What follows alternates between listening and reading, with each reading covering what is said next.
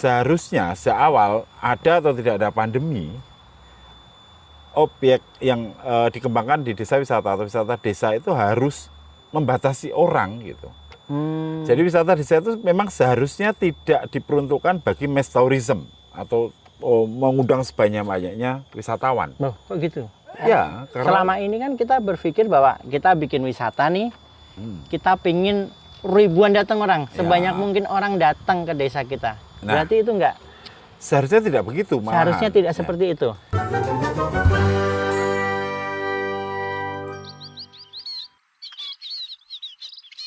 Hai semuanya, selamat datang kembali di Podcast Desa. Sebuah ruang untuk kita belajar bersama bagaimana membangun Indonesia dari desa. Sobat desa, setahun lebih pandemi COVID-19 merajalela di seluruh dunia. Merubah berbagai hal dalam kehidupan keseharian kita. Salah satu yang paling terdampak dalam pandemi ini adalah wisata desa atau desa wisata. Hari ini saya berada di Puncak Becici, salah satu wisata desa di Yogyakarta, bersama Pak Ari Aji, seorang ahli wisata desa, co-founder Desa Hub, yang telah banyak berpengalaman mengembangkan potensi wisata di berbagai desa. Hari ini kita akan ngobrol-ngobrol ya Pak, Ya. soal wisata desa, tantangan dan peluang-peluang ke depannya. Ya. Pertanyaan pertama Pak Haji, sebenarnya masih relevan nggak sih wisata desa di masa seperti ini? Masih relevan, saya kira. Karena begini, wisata itu kan sebenarnya kebutuhan dasar manusia ya. Jadi situasi-situasi sosial yang berubah itu tak lantas kemudian mematikan kebutuhan wisata itu sendiri. Artinya dalam kondisi begini justru ini yang menarik adalah kondisi pandemi seperti sekarang ini membuat orang kan tertekan nih, nggak bisa keluar, nggak bisa bertemu banyak orang, kita menjadi terhalangi untuk berkerumun dan sebagainya. Ini justru ini membuat tekanan psikologi bagi semua orang dan semua orang pasti butuh pelepasan, Berarti butuh orang refreshing. masih berpikir untuk berwisata ya? Oh iya, saya kira iya. Hanya saja memang bentuknya yang mungkin berbeda, harus berubah. Polanya yang mungkin harus berubah. Tapi secara mendasar sebenarnya tidak ada sebuah perubahan yang signifikan. Gitu. Semua Jadi, orang butuh masih relevan. wisata, masih relevan. Dan masih menjadi kebutuhan. Masih menjadi kebutuhan dan menjadi peluang. Pak Haji, dalam kondisi pandemi ini tentu banyak sekali pembatasan-pembatasan, ya kan? Protokol kesehatan itu. Bagaimana desa wisata atau wisata desa menyiasati itu? Nah, justru ini menjadi menarik ya, saya kira. Sekarang ini ada berbagai pembatasan pada pola-pola orang untuk berwisata. Nah, sebelum bicara mengenai pembatasan itu, sebenarnya yang namanya wisata desa itu kan sebagian besar dan hampir semuanya itu kan menjual keindahan alam. Iya. Menjual keasrian hutan, menjual keasrian kesejukan udara yang masih bersih dan sebagainya. Nah, seharusnya seawal ada atau tidak ada pandemi, objek yang dikembangkan di desa wisata atau wisata desa itu harus membatasi orang gitu. Jadi wisata desa itu memang seharusnya tidak diperuntukkan bagi mass tourism atau mengundang sebanyak-banyaknya wisatawan. Loh, kok gitu? Ya, karena selama ini kan kita berpikir bahwa kita bikin wisata nih, kita pingin ribuan datang orang, sebanyak mungkin orang datang ke desa kita. Berarti itu enggak? Seharusnya tidak begitu. Seharusnya tidak seperti itu. Satu hal yang penting ya, sebenarnya wisata yang berhasil tidak identik dengan banyaknya orang yang datang. Karena banyaknya orang yang datang itu justru menciptakan beberapa potensi persoalan. Pertama, karena wisata desa itu berbasis pada keindahan alam, kelestarian lingkungan dan sebagainya, maka banyaknya orang itu justru berpotensi merusak alam. Nah, kayak dulu waktu itu pernah ada kasus sebuah taman bunga yang justru bunga bunganya Amaryllis, rusak berat, viral di medsos. Betul. Ribuan orang datang, Betul. rusak, selesai. Ya, atau seperti Gunung Aping Langgran ya, Gunung yang Aping harus Langgran. kemudian memutuskan untuk membatasi jumlah pengunjung karena itu akan mengancam kelestarian alam gunung itu sebagai kantong air bagi area persawahan di bawahnya misalkan. Karena banyak orang menginjak-injak rumput, merusak tanaman, hutan, pohon-pohon dan sebagainya. Nah, ini penting sekali. Jadi sebenarnya tanpa ada pandemi pun wisata desa itu harus membatasi diri. Masalah yang lainnya adalah terlalu banyak orang yang datang itu membuat si pengelola wisata menjadi kesulitan memberikan pelayanan terbaik. Ya kan? Iya, iya. Iya kan? Ada begitu banyak orang datang ke sebuah tempat. Bagaimana bisa Anda mengawasi semua orang itu atau memberikan pelayanan terbaik? Yang ketiga adalah secara keselamatan dan keamanan itu menjadi jauh lebih riskan. Iya, iya. Ya kan? Wisata desa itu umumnya adalah alam dengan kondisi bergunung-gunung atau berjurang-jurang seperti tempat ini. Ini kan sebenarnya sangat riskan bagi anak-anak. Kalau ada begitu banyak orang datang, bagaimana Anda bisa mengawasi semua orang itu dan meyakinkan diri Anda bahwa semua orang pasti selamat di sini kan? Itu berikutnya. Ada satu lagi yang penting. Bagaimana bisa Anda menikmati keindahan alam kalau ada terlalu banyak orang di situ? Lagi foto selfie, cekrek. Belakangnya ada orang. Ada orang dan lain. sebagainya, ya kan? Ngasik. Dan yang terpenting kemudian, yang ini harus dipahami semua orang.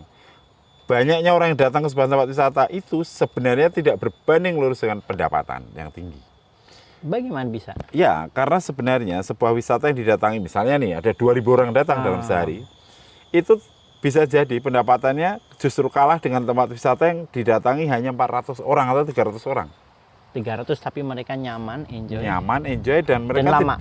Dan tidak berkeberatan mengeluarkan lebih banyak uang untuk membayar tiket, fitur-fitur yang ada di tempat itu dan sebagainya, karena nyaman, mendapatkan pelayanan yang lebih baik, fasilitas yang bagus, dan alam yang terjaga.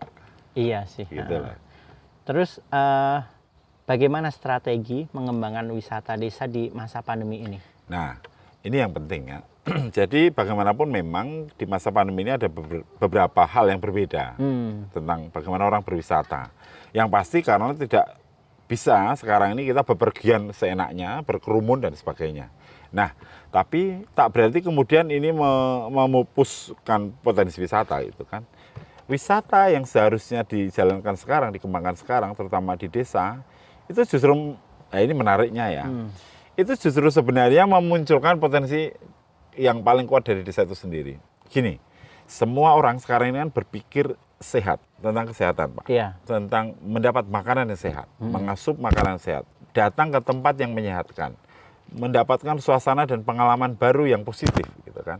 Karena sekarang semua orang tertekan dan pengen melepas beban itu. Ketika Anda datang ke desa, desa itu justru menawarkan banyak hal yang relevan. Pertama, desa bisa menyajikan wisata kuliner yang sehat.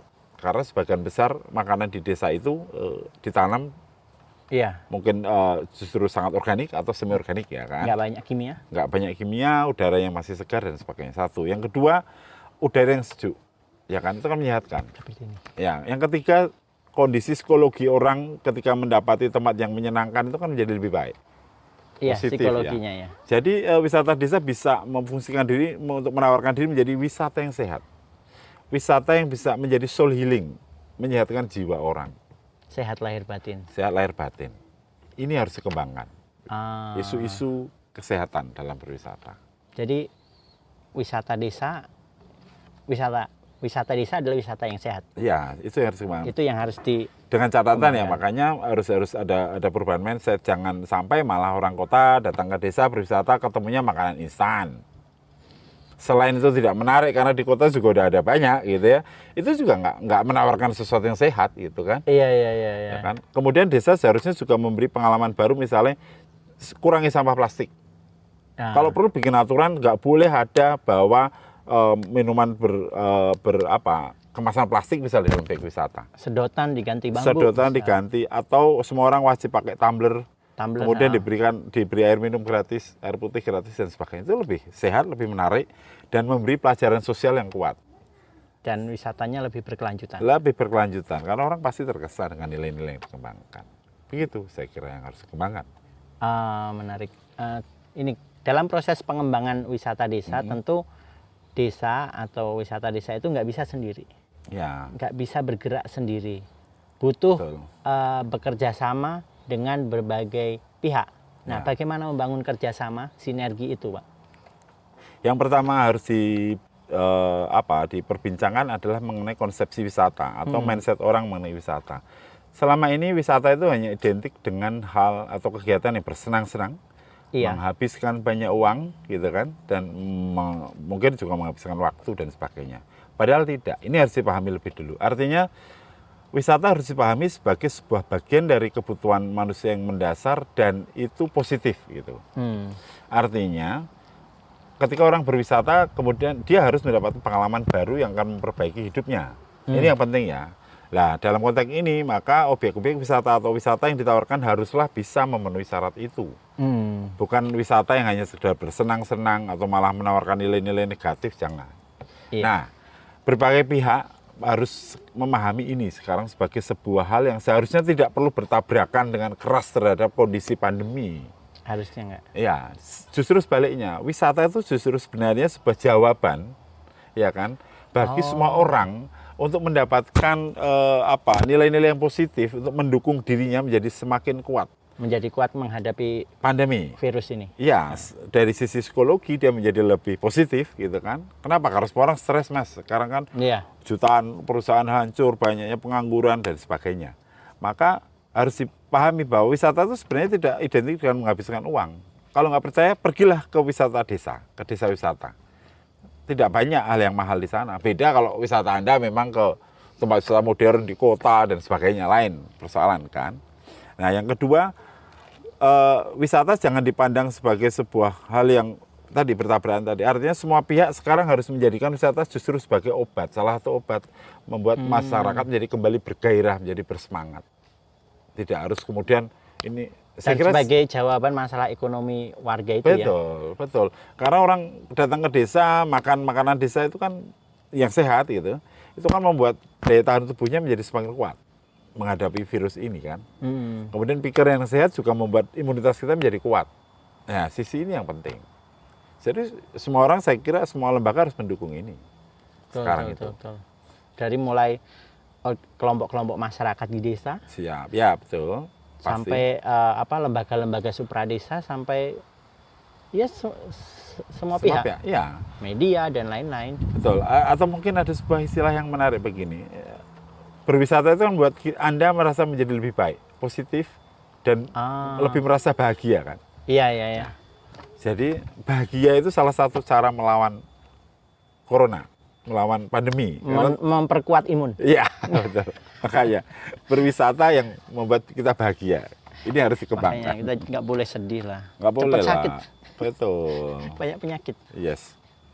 Adalah. Ya. Paling itu saja sih bincang-bincang sore ini. Ya. Kita belajar banyak hal soal mindset wisata dan strategi-strategi wisata di masa pandemi ini. Terima kasih banyak Pak Aji. Kembali. terima kasih Mungkin kembali. mungkin minta satu atau dua pesan buat para pegiat wisata desa di seluruh Indonesia.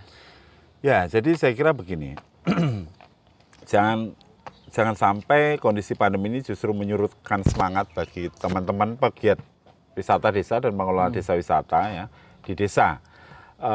Hanya saja ada beberapa hal yang teman-teman harus pahami sekarang, bahwa wisata desa itu seharusnya wisata yang mengedepankan kelestarian lingkungan, ya kan, kelestarian alam, gitu kan, karena itu sebenarnya senjata utama bagi desa wisata dan wisata desa, ya.